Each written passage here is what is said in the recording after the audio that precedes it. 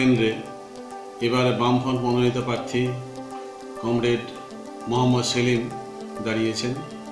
মোহাম্মদ সেলিম বিগত 5 বছরে তার সাংসদ কোটার বিভিন্ন টাকা থেকে বিভিন্ন উন্নয়নমূলক অনেক কাজ করেছেন। মানুষ সেগুলো দেখেছেন, সেগুলো সম্বন্ধে উপলব্ধি করতে পেরেছেন। আমার ছেলের লিভার প্রতিস্থাপনের ক্ষেত্রে মোহাম্মদ সেলিম একটা বিরাট ভূমিকা নিয়েছিলেন। তিনি উদ্যোগ নিয়ে প্রধানমন্ত্রীর ত্রাণ তহবিল থেকে একটা বিপুল পরিমাণ অর্থ দিয়ে আমাকে লিভার প্রতিস্থাপনের ক্ষেত্রে একটা বিরাট সাহায্য করেছিলেন।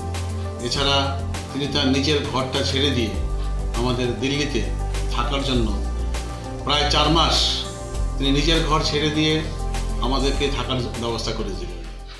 এছাড়াও আমি যখন 6 মাস বা 2 মাস পর পর 3 মাস পর পর চেক আপে যাই দিল্লিতে, তখনও তিনি সেখানে থাকার ব্যবস্থা করে দেন।